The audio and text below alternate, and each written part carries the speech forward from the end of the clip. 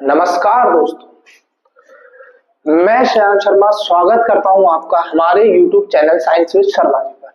दोस्तों, आज की सुबह के साथ आपके लिए एक बहुत अच्छी खुशखबरी लेकर आया हूं, जिसमें आप बोर्ड पर पढ़ सकते हैं वेलकम टू मैथ्स बूस्टर। अब ये क्या है भैया? तो ये बेटा प्लेलिस्ट है जो आपको मिलेगी science with Sharma ji channel पर। कहाँ मिलेगी बेटा? ये science with Sharma ji channel पर, जहां पर आप मैथ्स के 5 मिनट, 6 मिनट, 8 मिनट तक के वीडियोस को देखकर अपनी मैथ्स प्रैक्टिस को बूस्ट कर सकते हैं। क्या कर सकते हैं? आप अपनी मैथ्स प्रैक्टिस को बूस्ट कर सकते हैं। और यहाँ पर इस प्लेलिस्ट में मैं आपको सिर्फ वही सवाल देने जाऊंगा जो सवाल बोर्ड हर साल किसी ना किसी तरीके से पूछता है। फॉर एग्जाम्पल, एक सवाल जो चैप्टर 1 से आपके सामने रखा हुआ है, प्रूव दैट √2, √3 और √5 इज इर्रेशनल।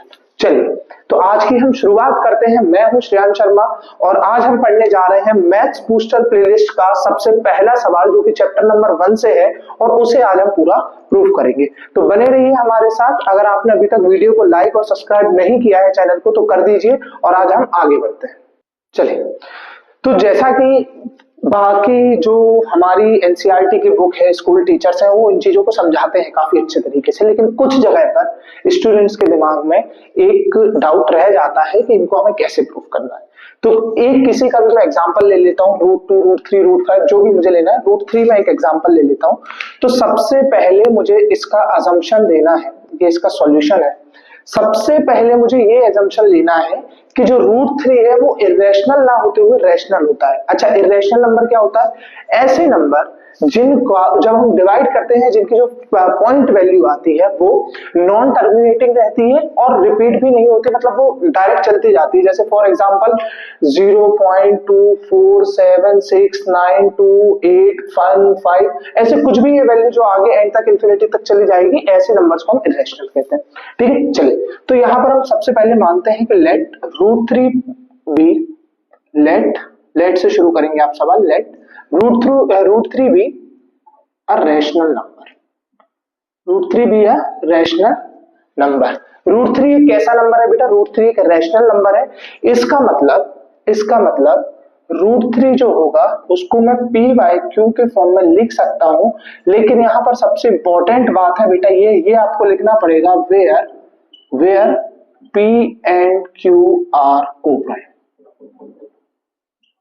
ठीक है, P और Q क्या है बेटा? P और Q कोप्राइम है। कोप्राइम का मतलब P और Q का 1 के अलावा कोई और HCF नहीं होगा, सिर्फ इनका एक ही HCF होगा और वो होगा 1। फॉर एग्जांपल 3 और 5 हो गया, एक ही HCF होता है।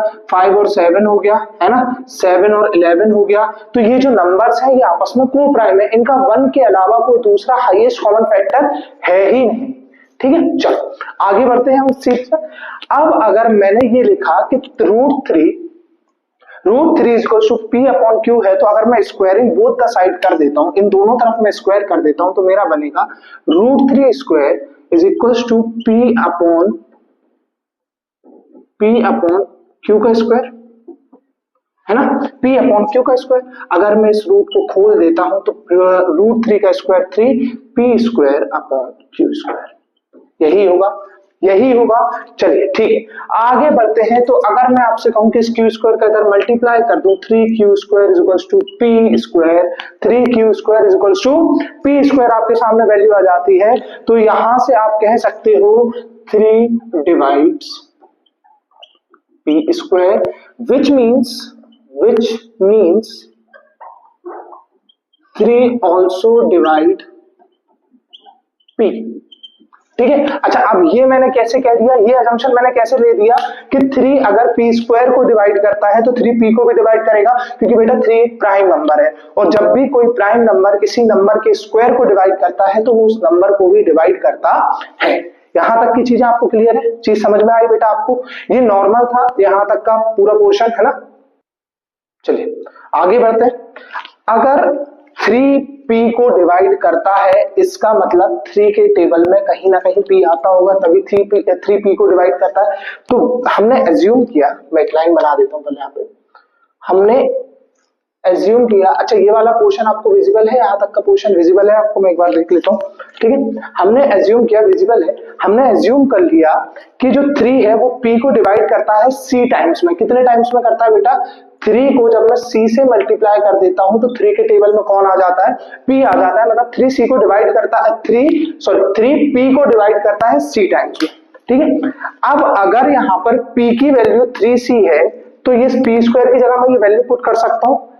इट मीन्स क्या मीन करेगा बेटा? ये बताएगा आपको 3q square is equals to क्या होता है? p स्क्वायर होता है और p की वैल्यू है 3c, तो ये 3c का स्क्वायर हो जाएगा, है ना।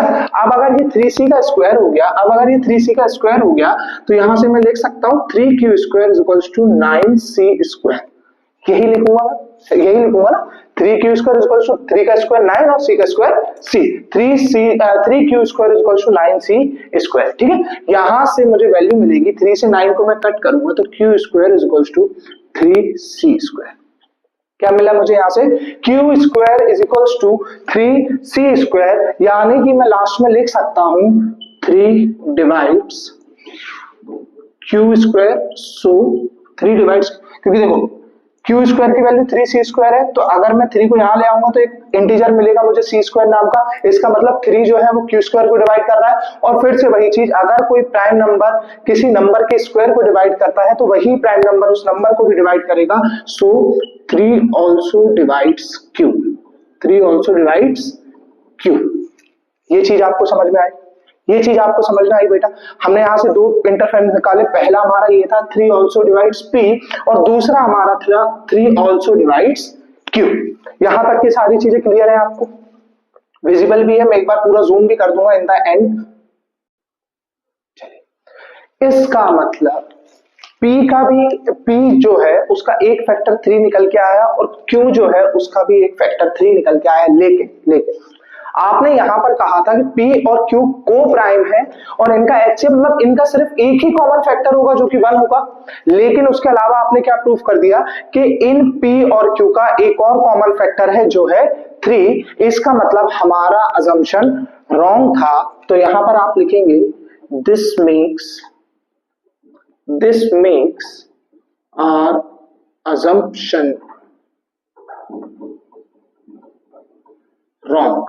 This makes our assumption wrong। इसने हमारा assumption गलत प्रूफ कर दिया। ठीक है, क्या कर दिया इसने? हमारा assumption गलत प्रूफ कर दिया। और हमने क्या अज्यूम किया था? हमने अज्यूम किया था कि √3 एक रैशनल नंबर है। तो लास्ट लाइन आप लिखेंगे therefore √3 is